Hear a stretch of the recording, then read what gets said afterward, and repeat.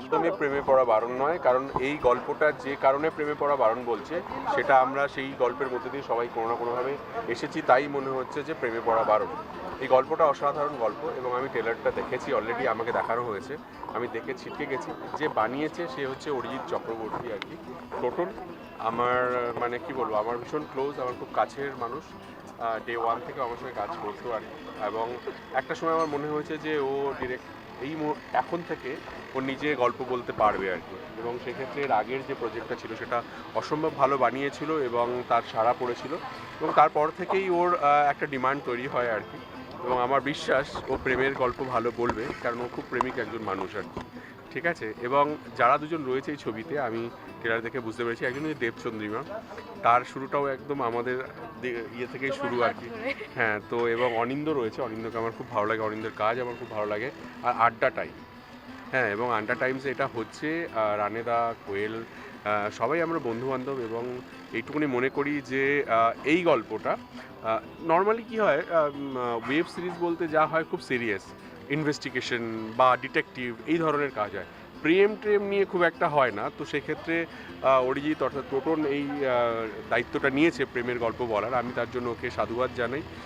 এবং কল্লোলকে এবং পুরো ক্রিয়েটিভ টিমকে যারা এই ডিসিশনটা নিয়েছে, এবং ওদের দুজনকে খুব ভালো লাগছে। এবং প্রত্যেকে যারা এখানে পারফর্ম করেছে, যারা কাজ হচ্ছিল, যখন আমার কাছে খবর আসছিল আর কি, যে দেবচন্দ্রিমা বা অনিন্দর কথা বলছিল যে এরা অসাধারণ অভিনয় করেছে, অসাধারণ, মানে চোখ নাকি ফেরানো যাচ্ছে না। তো আমিও ওয়েট করছি যে 14 ফেব্রুয়ারি আর কি, ভ্যালেন্টাইন্স ডের দিন ছুটি রাখবো, সরস্বতী পুজো, জাস্ট অফিসে নমো করে পুজো করে এসে বাড়িতে বসে আমি প্রেমে পড়া বারণ দেখবো, পুরোটা দেখে তারপরে অন্য কথা হবে আর কি। একদম। রাজদা, তোমার কাছে প্রেমের ডেফিনিশন কি? আমার কাছে প্রেমের ডেফিনেশন যা দেওয়ার দিয়ে দিয়েছি, দুটো বাচ্চা হয়ে গেছে, এরপরে আর নতুন করে প্রেমের ডেফিনেশন আমার থেকে চাস না। বাট আমি এটুকুনি বলবো, যাদের এখনো বাচ্চা কাচ্চা হয়নি তারা প্রেমে পড়া বারণ এই শব্দটার সঙ্গে না গিয়ে প্রেমে পড়ুন, এবং যে করে হোক প্রেমে পড়ুন এবং বিয়ে থাওয়া করুন, বুঝতে পারবেন যে প্রেমের আসল মজাটা, নির্যাসটা কোথায় আর কি। বাট প্রেমের পরে বিয়ের পরে আর এক ধরনের প্রেম হয়, বাট বিয়ের আগে আর একটা প্রেম। দুটো প্রেমেরই একটা অসাধারণ কি বলবো গ্ল্যামার আছে আর কি। তুমি কোন গ্ল্যামারটাকে বেশি উপভোগ করতে চাও সেটা তোর সবাই বিয়ে করেছিস? তুই করেছিস, যারা যারা তোরা করিসনি, কেন করিসনি? 14 তারিখে বয়ফ্রেন্ড খুঁজে পাচ্ছিস না, ঠিক আছে। তুই দেখ, এই প্রেমে পড়া বারণের যে বয়ফ্রেন্ডটা, ওরকম বয়ফ্রেন্ড চাস নাকি একটু আমার সিনেমার যে প্রেম মানে বয়ফ্রেন্ডগুলো হয় তাদের মতো চাস?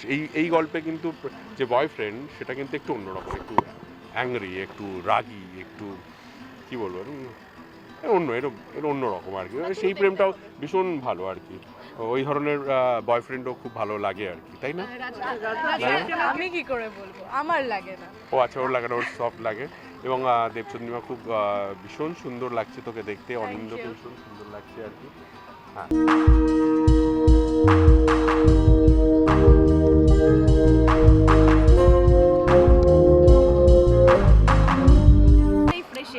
প্রেমের গল্প বলা দরকার আর কি, সবসময় এত সিরিয়াস আমাদের বেঙ্গলি কন্টেন্টের মধ্যে বড্ড সিরিয়াস, সারাক্ষণ ধরে কিছুটা খুঁজে যাচ্ছে, কি খুঁজছে আমি জানি না। যদি প্রেম খোঁজে ঠিক আছে, মানে প্রেমে পড়ো, প্রেমের জন্য কিছু খোঁজাখুঁজি করো, দেন ঠিক আছে আর কি। টাকা পয়সা খোঁজো, কোথাও হার্ট লুকিয়ে রয়েছে সেটাকে খোঁজো, ঠিক আছে। বাট আমি এই গল্পটার ট্রেলারটা দেখেছি, তোমরা এখনও বেরোয়নি, রিলিজ হবে তাই তো? রিলিজ হলে বুঝতে পারবে যে এটা নিয়ে আমি এক্সাইটেড, এবং কেন আমি এই ওয়েব সিরিজটাকে, প্রেমে পড়া বারণ এই ওয়েব সিরিজটাকে প্রমোট করতে এসেছি, ঠিক আছে। সো এটার কারণ হচ্ছে প্রেম। হ্যাঁ, লাভ, অফকোর্স, অল রিলেটেড টু লাভ। ব্যাস, বিয়ে কর, বুঝতে পারবি। তোমার গল্পে রোমান্টিক ট্রিটমেন্ট খুব বেশি থাকে, যদি তোমাদের ব্যাপারে জিজ্ঞেস করে তুমি আমার অ্যাসিস্ট্যান্ট যেহেতু এই কাজটা করেছে আর কি, আমার অ্যাসিস্ট্যান্ট ছিল, আজকে ও ইন্ডিপেন্ডেন্ট ফিল্ম মেকার, এবং আমি মনে করি যে ও সেটা বুঝিয়ে দেবে যে আমার বয়স হয়ে গেছে, আমি প্রেমের গল্প থেকে এখন ফ্যামিলি গল্প বেশি বলবো। রাদার আমি চাইবো টোটন অর্থাৎ অরিজিৎ আরও বেশি প্রেমের গল্প বলুক। আমরা দুজনেই খুব রোম্যান্টিক, আমি এবং শুভশ্রী রোম্যান্টিক, আমরা মনে হয় হাজব্যান্ড ওয়াইফ ভীষণ রোম্যান্টিক হয়, খালি তাদের মাঝখানের যে অরিজিৎ বা যে লেখে আর কি, লেখাটা তার অভাব থাকে আর কি। তাকে পাওয়া গেলেই সবার মধ্যেই প্রেম একই রকমভাবে থাকবে। বাবাদের কাছে না একটা খুব ফাইন লাইন থাকে।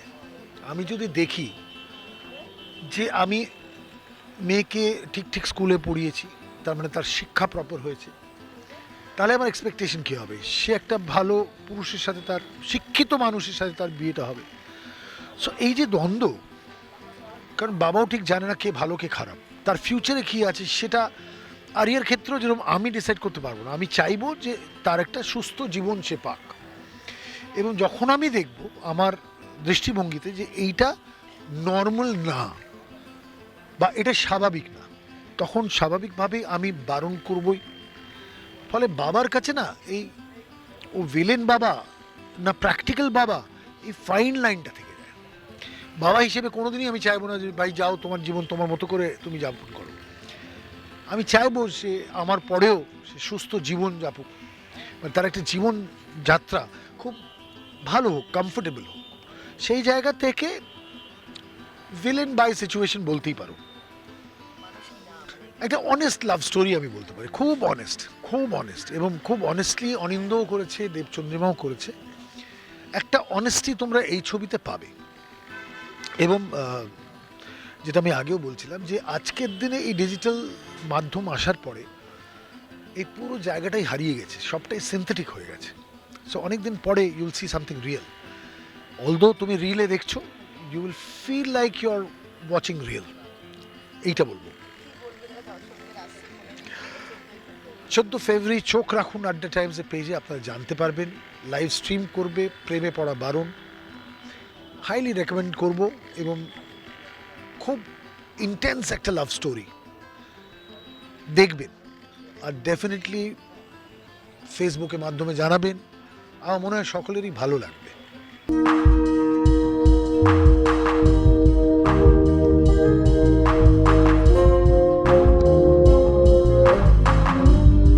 এটা ছিল যে প্রেমে পড়া বারণ, এটাকে কতটা সমর্থন করি এই স্টেটমেন্টটাকে? সমর্থনও করি না, অসমর্থনও করি না। যার প্রেমে পড়তে ভাল লাগবে বা ইচ্ছে হবে সে পড়বে, বা হয়তো পড়বে না, এটা তো কারোর হাতে নয়। স্বাভাবিকভাবে প্রেম এমন একটা ইমোশন উইচ ইজ 99.99% সময় involuntary. So that is the magic of it. তো সুতরাং আমি সমর্থন অসমর্থন কিছুটাই বলি না, কোনোটাই বারণরমভাবে বলতে ভাল লাগে না স্বাভাবিকভাবে। প্রেম, এই যে দাদার ক্যারেক্টারটা, হ্যাঁ, এই টিজারটা দেখে যেটা মনে হচ্ছে, আমারও ইন্টারপ্রিটেশন এই চরিত্রের হচ্ছে খুব টক্সিক একটি ছেলে। মানে এই ছেলেটা জাস্ট যেরকম আমরা বিগত কয়েক বছর ধরে ভারতবর্ষে মেইনস্ট্রিম ছবিতে দেখছি যে কিছু কিছু টক্সিক চরিত্র নিয়ে, এবং সেটা নিয়ে একটা মানে দ্বন্দ্ব তৈরি হচ্ছে যে সেটা প্রপাগ্যান্ডা হচ্ছে কি হচ্ছে না। আমি জানি না প্রপাগ্যান্ডা হচ্ছে কি হচ্ছে না। টক্সিক মানুষ তো সোসাইটিতে এক্সিস্ট করে, তারাও হয়তো খারাপভাবে হোক ভালোভাবে হোক প্রেম করে বা করে না। মানে একটা তথাকথিত ভালো ছবি, আমারও খুব প্রিয় ছবি গ্যাংস অফ ওয়াসিপুরে সর্দার খান তো ভালো লোক নয়, কিন্তু সর্দার খানকে তো আমরা কোথাও না কোথাও বা ফয়জল খানকে সাপোর্ট করছি অবভিয়াসলি, বিকজ খুব সাটলি ফর দ্য স্টোরি টেলার সেখানে কোথাও প্রপাগ্যান্ডা নেই যে এটাই ঠিক। আমি যেহেতু যেই নির্দিষ্ট দুটো ছবি সন্দীপ রেড্ডি বাঙ্গার যে দুটো ছবি, সেই দুটো আমি দেখিনি আলাদা করে, তাই আমি ছবিগুলোর উপরে কমেন্ট করবো না। কিন্তু এখানেও যেটা দেখছি আমরা, যে ছেলেটার টক্সিক ব্যাপার রয়েছে, ইম্পোজিশন রয়েছে, এবং কোথাও প্রপাগ্যান্ডা আমার মতে নেই। আর for me as an actor, আমি যত বিভিন্ন ধরনের চরিত্র পাবো আমার জন্য তো that is good, as long as কোনো প্রপাগ্যান্ডা পার্টিকুলার যে এটাই ঠিক, এই ছেলেটা যেটা করছে সেটা মেয়েটাকে হিরো করে টানতে টানতে জোর করে নিচ্ছে, নো, নেভার। আমি বলছি যে আমি যদি এই ছেলেটাকে রণকে দেখতাম রাস্তায়, I would have completely hated him, আমি একদম অপছন্দ করতাম। কিন্তু আমি কাউকে অপছন্দ করি মানে যে তার নিজস্ব কোনো জীবনের জার্নি নেই সেরকম তো নয়। আর অভিনেতা হিসেবে, গল্প বলার প্রক্রিয়ার সঙ্গে একজন কর্মী হিসেবে, যুক্ত থাকা একজন কর্মী হিসেবে, আমার তো সমস্ত চরিত্রের গল্প তুলে ধরার ইচ্ছে রয়েছে। তো সেটা আমি সুযোগ পেয়েছি to the best of my capability, এবং ডিরেক্টরের ভিশন অনুযায়ী আমি চেষ্টা করেছি। কতটা কি হয়েছে এবার সেটা সকলে দেখলেই বুঝতে পারবে।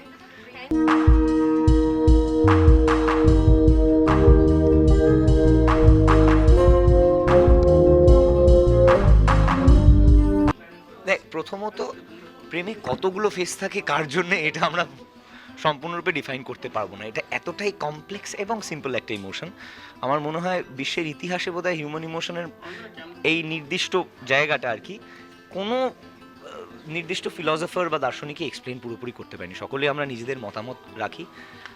এক্স্যাক্ট কোয়েশ্চেনটা যেটা, যে আমি প্রেমের কোন ফেজ সবচেয়ে বেশি এনজয় করেছি, যখন প্রেম ভালো কেটেছে পুরোটা এনজয় করেছি, যখন ভালো কাটেনি তখন স্বাভাবিকভাবে পুরোটা দিয়ে খুব কষ্ট হয়েছে। তো ভালো যাচ্ছে কি যাচ্ছে না তার উপরে ডিপেন্ড করে, অন্তত আমার ক্ষেত্রে। এটা আমার অ্যাবসলিউটলি ব্যক্তিগত মতামত। হ্যাঁ, আমাদের অ্যাকচুয়ালি ওটাই লক্ষ্য ছিল যে সবাই যেভাবে প্রত্যেকটা ওটিটিতে থ্রিলার বা যে সমস্ত সাহিত্য ওরিয়েন্টেড যে সমস্ত গল্পগুলো হচ্ছে ওগুলো নিয়ে তো আমরা প্রত্যেকে ওটাই ভাবি, ওর বাইরে তো ভাবছি না। তো সেখানে এটা আমার ভাবনা একদমই নয়, টাটা টাইমসের ভাবনা, সুরিন্দার ফিল্মসের ভাবনা। তো তারা যেটা ভেবেছে যে এরকম একটা প্রেমের গল্প নিয়ে, হার্ডকোর প্রেমের গল্প নিয়ে আমরা একটা সিরিজ যদি করতে পারি, কারণ সিরিজ করাটা খুবই ডিফিকাল্ট। এবং প্রথম থেকে আমাদের খুব চিন্তা ছিল যে মাথাতে যে প্রেমের গল্প নিয়ে সিরিজ, এটা এখনও হয়নি সেরকমভাবে বাংলাতে। তো সেটা একদমই এক্সপেরিমেন্টাল একটা কাজ। তো সেটা কীভাবে করা যায়, কীভাবে, তার জন্য সেটা বহুদিন ধরে আমাদের আলোচনা চলছিল। তো সেইগুলোকে মাথায় রেখে এবং তারপরে মনে হলো সামনে 14 ফেব্রুয়ারি, আর এই বছর মানে 14 ফেব্রুয়ারিতে সরস্বতী পুজো আর ভ্যালেন্টাইন্স ডে একসাথেই পড়েছে। তো যদি ওই দিনকে একটা ভালো প্রেমের গল্প আমরা আনতে পারি তাহলে কেমন হয়। তো আমাদের এই প্রথম থেকে মাথাতে ওটাই ছিল যে, যেটা সুদীপদা একটু আগে বলছিল যে যে গল্পটার মধ্যে কোনো মারপিট নেই, যে গল্পটার মধ্যে ভিলেন নেই, বাবা ভিলেন নয়, সেরকম আলাদাভাবে কোনো রকম ভিলেন কেউ নেই, তারপরেও কেন কী হতে পারে গল্পটাতে, কী মানে কিসের ক্রাইসিস লাইফে, সেইগুলোকে কীভাবে তুলে ধরা যায় সেটাই আমাদের এই গল্পের মধ্যে রাখা হয়েছে। আর একদমই, অ্যাকচুয়ালি এই গল্পটা না আমরা 90% পুরো শ্যুটটা বাইরে করেছি, আউটডোর, মানে গঙ্গার ধার, পুরো নর্থ কলকাতা, শোভাবাজার, আহিরিটোলা, মানে পুরো নর্থ কলকাতার মানে চুষে মানে করা হয়েছে আর কি ওখানে, মানে কোনো জায়গায় না, ম্যাক্সিমাম সিনই রাস্তাতে।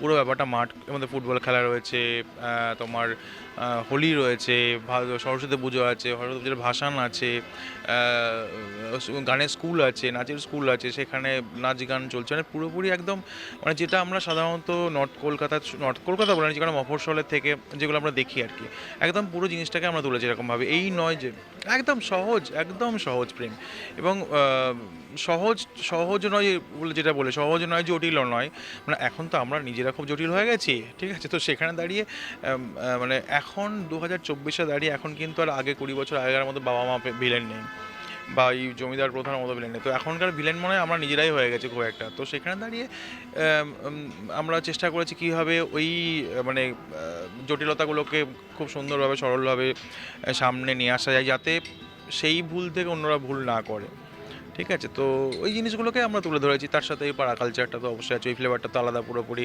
মাত্রা যোগ করেছে আমাদের গল্পে।